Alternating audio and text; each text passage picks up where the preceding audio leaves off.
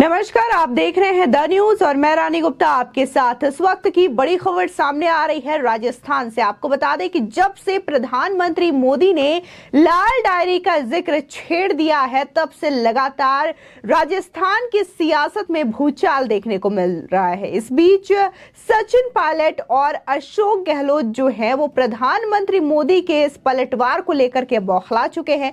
उनका कहना है कि बीजेपी के पास कोई मुद्दा ही नहीं बचा है जिसकी वजह से वो लाल डायरी के बारे में बात कर रहे हैं। तो वहीं आपको बता दें कि राजेंद्र सिंह गुड़ा, जिन्होंने अपने ही सरकार के खिलाफ सवाल उठाया था और कहा था कि हमें अपने गिरेबान पे झांक करके देखना चाहिए, उन्होंने ही लाल डायरी का खुलासा किया है, जिसके बाद से ही लगातार राजस्थान की सियासत गरमाई हुई है।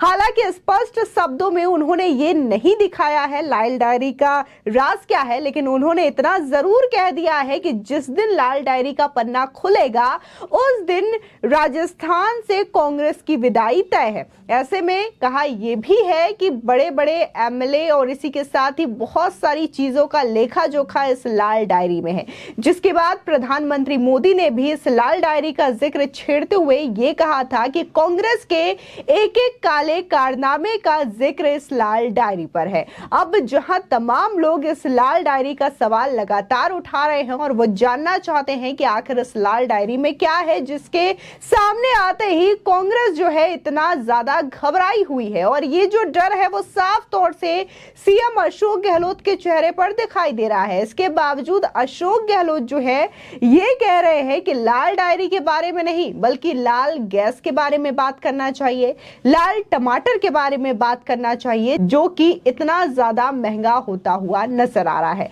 आपको बता दें कि प्रधानमंत्री मोदी ने राजस्थान के सीकर में जिस तरीके से लाल डायरी का जिक्र करते हुए ये कहा कि आजकल लाल डायरी चर्चा में है, सुना है कि इसमें कांग्रेस के काले कारनामे दर्ज हैं। पीएम के बयान पर पलटवार करते हुए राजस्थान के सीएम अशोक गहलोत ने कहा कि पीएम लाल डायरी नहीं, लाल टमाटर और राजस्थान में सस्ते लाल सिलेंडर की बात करनी चाहिए। तो वहीं सचिन पायलट ने कहा कि बीजेपी वर्तमान में किसी भी मुद्दे के साथ कांग्रेस का मुकाबला करने में असमर्थ है, जिसकी वजह से लाल डायरी का मुद्दा छेड़ा जा रहा है। मैं समझता हूं कि भारतीय जनता पार्टी के पास कोई मुद्दा बचा नहीं है और मैं इस बात को पहले भी कह चुका हूं कि केंद्र में तो भाजपा सरकार में है, वहां विफल रही, राजस्थान में भाजपा विपक्ष में, यहां भी विफल रही। अजीब पार्टी है जो सत्ता में फेल हो रही है और विपक्ष में फेल हो रही है। 4.5 साल में कोई मुद्दा उनका बचा नहीं कहने के लिए, आपसी झगड़ों में इतने फंसे हुए हैं। और जो एक जिम्मेदार ऑपोजिशन का काम होता है सदन के अंदर सदन के बाहर, उस काम वो कर नहीं पाए। इस प्रकार की बातें फैलाना और एक चर्चा करना चुनाव से पहले भाजपा की पुरानी आदत है। लेकिन कांग्रेस पार्टी आने वाले समय में तेलंगाना, छत्तीसगढ़, मध्य प्रदेश और राजस्थान, इन 4 राज्यों के चुनाव होंगे साल के आखिर में, और मुझे पूरा विश्वास है कि चारों राज्यों में सरकार कांग्रेस पार्टी की बनेगी। आप अगर प्रधानमंत्री जी के भाषण सुनेंगे तो जैसे जैसे चुनाव पास आते रहते हैं उनके भाषण पॉलिटिकल हो जाते हैं।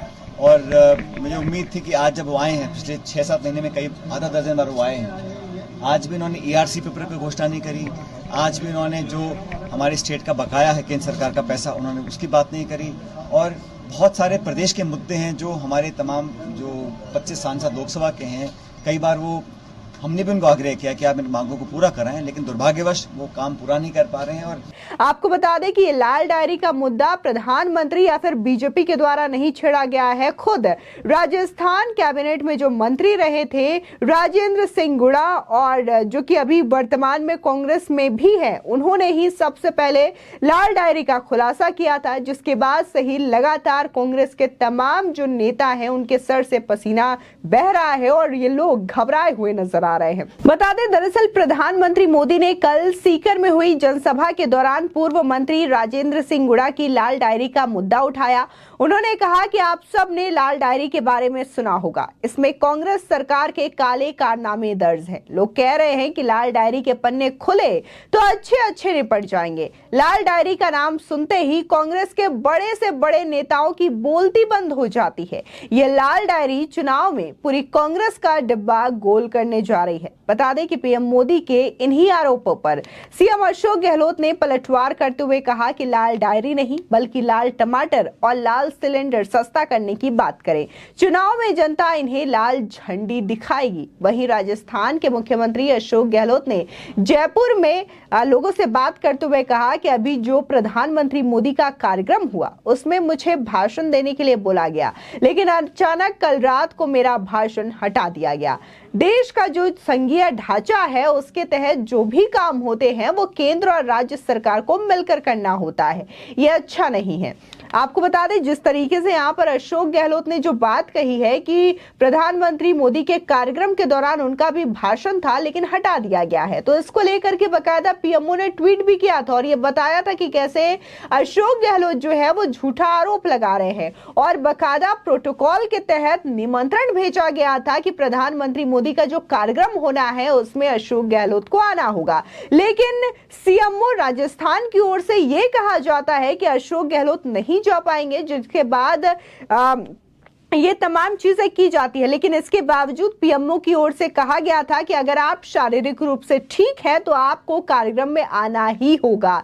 लेकिन ऐसा पहली बार देखने को मिला कि किसी स्टेट में प्रधानमंत्री गए हो लेकिन उनकी अगवानी करने के लिए वहां का सीएम मौजूद ना हुआ हो। आपको बता दें वहीं दूसरी ओर सचिन पायलट ने पीएम मोदी के 27 जुलाई के राजस्थान दौरे पर भी मीडिया के सवालों का जवाब दिया है।